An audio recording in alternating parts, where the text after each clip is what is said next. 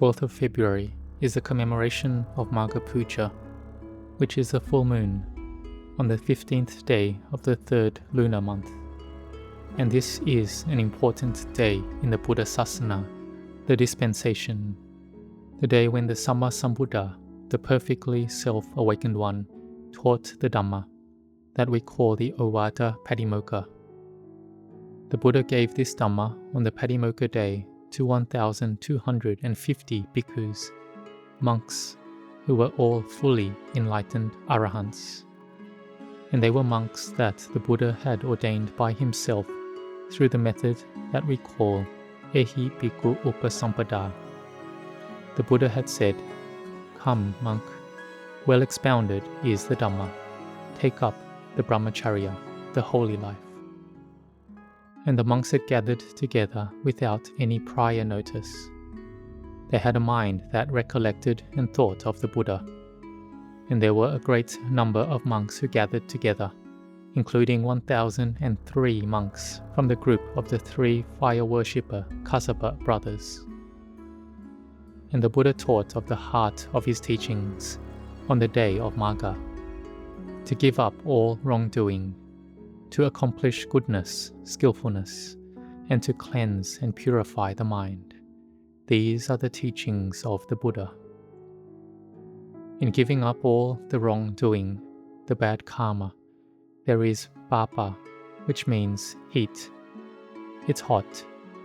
Anything we do by way of the body is kaya kamma. Karma, by way of speech, is vaci kamma. Karma, by way of the mind, is mano kamma.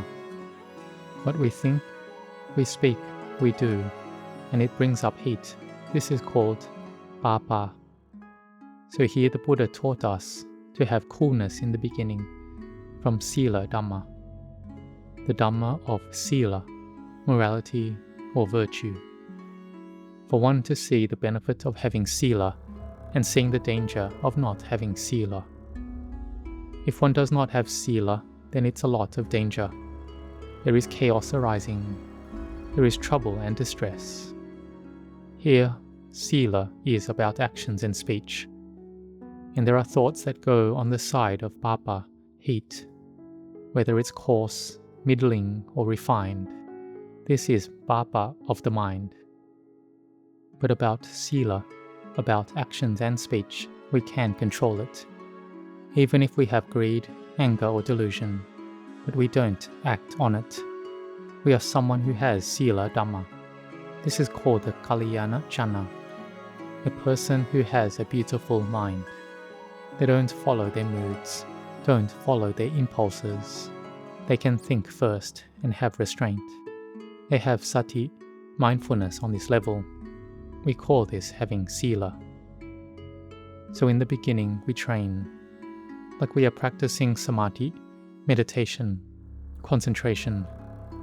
When we have good samadhi, this will help our minds to have strength to keep Sila well.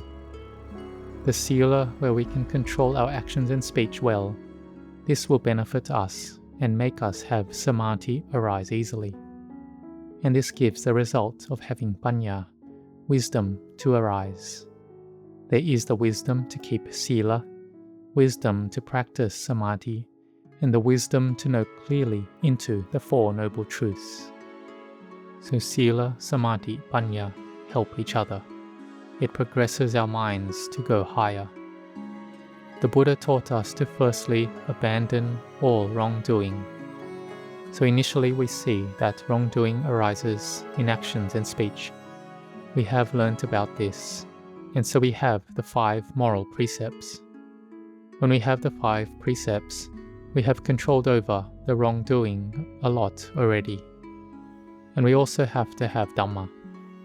The Dhammas of metta, goodwill, of karuna, compassion, of mudita, sympathetic joy, of upekkha, equanimity. We have these 4 sublime abidings looking after our minds, and then Sila is easier to keep. Because we have a sense of self, we have me and mine. We have self. When we have self, Then we have wanting and not wanting. It is kilesas, mental defilements in the mind. It controls over our minds.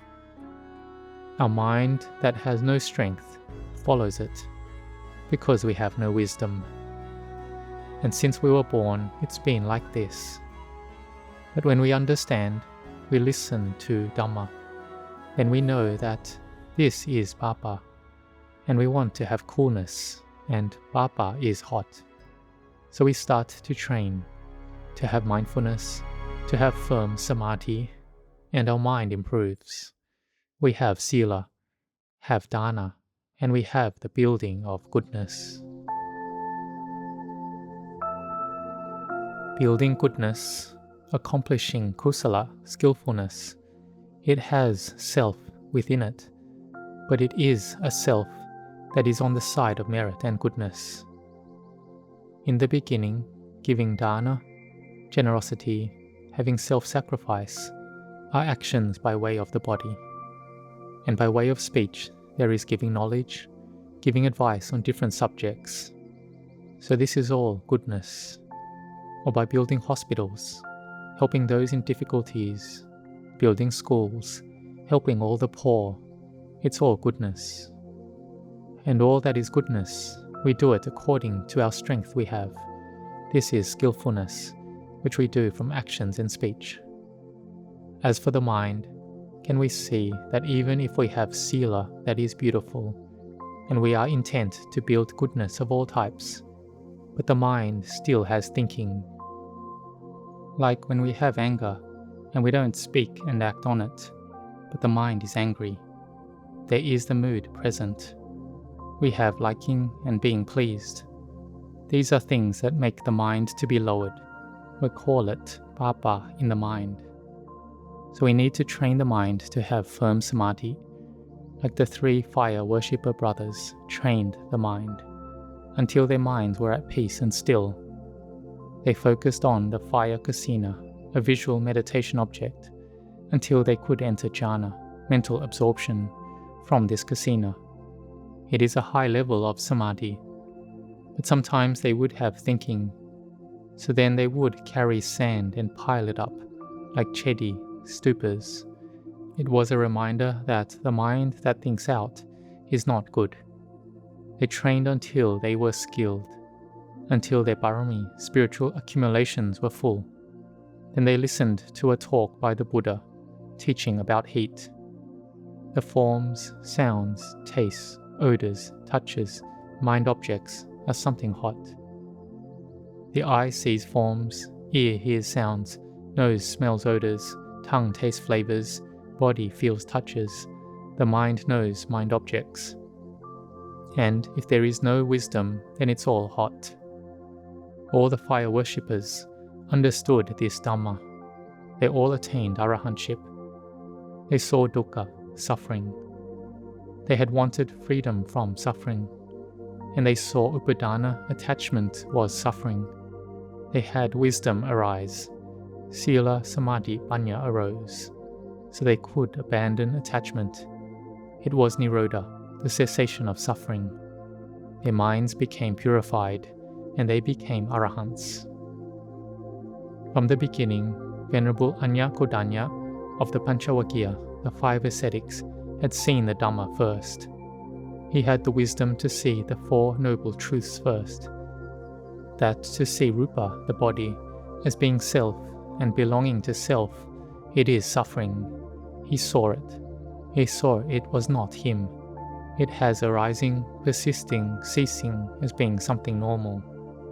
The Buddha taught this, that it's not a self, and he saw the Dhamma. And when he saw anatta, not self, then he attained to enlightenment. All of the 5 ascetics attained enlightenment. They all completely understood the 4 noble truths. Here, when we have a sense of self, then we take that self to build goodness. We build goodness and be accomplished in skillfulness. This is the arising of samadhi. So practicing samadhi has more benefits than giving dana or keeping sila, because papa arises in the mind. and we can control the mind through Samadhi. We have rapture, inner happiness, and coolness. When we can make the mind have peace and coolness, then we get to compare. We can see the hot states of mind. When our Samadhi reduces, we come out from Samadhi, we receive sense impressions, and greed, anger, and delusion arise, and it's hot. If it arises a little, it's a little hot. If it arises a lot, it's very hot. It's a fire. So comparing like this, we can see the benefit and value of Samadhi, then we will train in it. But having trained in Samadhi, we need to have mindfulness as well. We don't get deluded in that Samadhi. If we have greed, anger, delusion, we need to have mindfulness as well. It's not that we have no mindfulness. So we have Samadhi and mindfulness overseeing our actions and mind. Then we are not deluded. So when we train like this more and more, then the skillful mind states become more complete. We have a sense of self, a self that is peaceful and cooled. But the upadana, attachment, is still there. The cause for suffering to arise is still there. But never mind, train in this first. And this is taken as being a person who is beautiful and high as well. So we learn about making the mind purified. This is vipassana jnana, it's insight. Seeing rupa and nama, material and mental phenomena, as having only arising, persisting and ceasing. If we see this clearly, it's called seeing the Dhamma. Like the Buddha taught on the Māgha Pūjā, that whatever has the nature to arise has the nature to cease. And Venerable Anya Kudanya saw the Dhamma. So we use the Samadhi we have to develop wisdom. Throughout the day, when we have any feelings arise in the mind, we have liking or disliking, we teach the mind that it's not sure and it's impermanent. Don't let the sense experiences make the mind proliferate. Don't let the mind have the sense object come in and proliferate over it. Keep trying to teach the mind, continually. Not liking and not disliking, right here is the path to see the Dhamma. In the beginning, we see the Dhamma a little first. And later when Samadhi is more stable, we see clearly. It's very clear. There is no need to doubt about the path of practice. So when you practice this, may you have forbearance. Be within Sila Dhamma, not harming yourself and not harming others. Not harming others through speech. Speaking to others, we speak correctly and rightly, and this is beneficial. So make your actions and speech be within Sila. Practice Samadhi and develop wisdom. Then we enter the principles of the teachings of the Buddha to give up all wrongdoing, to accomplish goodness and skillfulness, and to make one's mind to be clean and pure. And we all want clean things, a clean house, clean clothes, clean and good food. So we need to do the same for the mind. The mind is important. We make the mind to be clean, to sweep and wipe the mind to be well cleaned. Have the quality of dana, quality of sila, quality of samadhi, and the quality of wisdom. Have effort and determination. Even if we have desire, then we rely on this desire.